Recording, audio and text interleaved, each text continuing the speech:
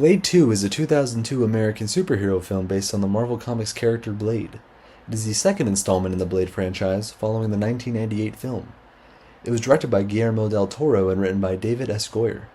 The film follows Blade, a human-vampire hybrid, in his continuing effort to protect humans from vampires. Blade must join forces with an elite group of vampires to fight against mutant vampires who plan a global genocide of both vampire and human races. Welcome back to Marvel Movie Rewind, where we look back at every live-action Marvel movie. Today we are discussing Blade 2. Following the success of the original film, New Line Cinema and Marvel Enterprises made plans for a sequel in 1999. Goyer had planned to use Morbius, but Marvel wanted to keep the character for a franchise of his own. Goyer compared the story to The Dirty Dozen.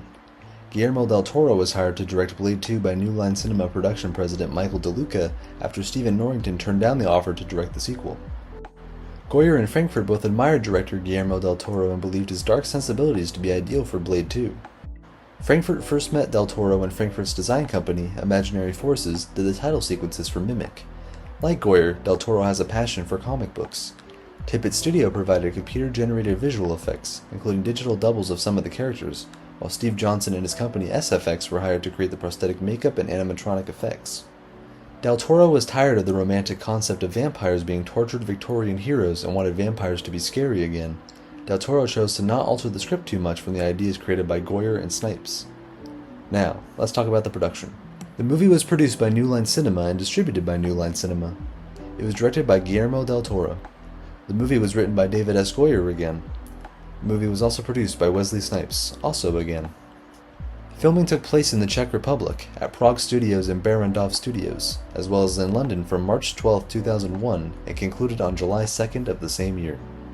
A soundtrack to the film was released on March 19, 2002, through Immortal Records and Virgin Records, and which featured collaborations between hip-hop artists and electronic artists. This soundtrack appeared on 4 different Billboard charts, reaching number 26 on the Billboard 200. It spawned 2 singles, Child of the Wild West and Mind What You Say.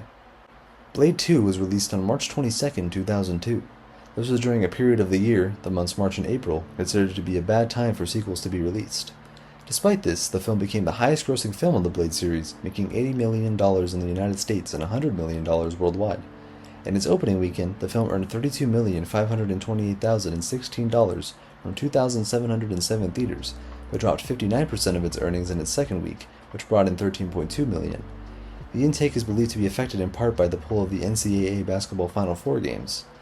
The film debuted in the United Kingdom at number 1, making $3.6 million from 355 theaters and holding the spot for the following week, where it earned $7.9 million, despite a 47% decline.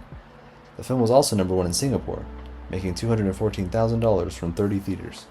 It had a budget of $54 million and made $155 million at the box office. It currently has a 57% critic score and a 68% audience score on Rotten Tomatoes, a 6.7 out of 10 on IMDb, and a 52 Metacritic score. The film received mixed reviews from critics, earning praise for its performances, atmosphere, direction, and action sequences, although its script and lack of character development have been criticized.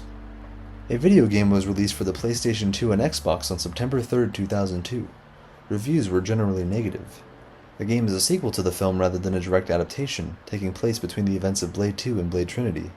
Set 6 months after the film's events, it follows Blade and Whistler as they attempt to prevent the vampires from creating a race of super vampires even more powerful than the Reapers.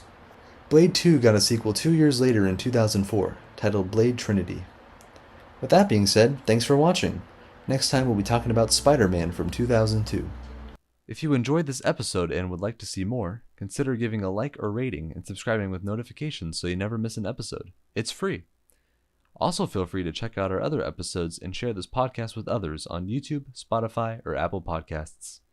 We'll see you next time on Movie Rewind.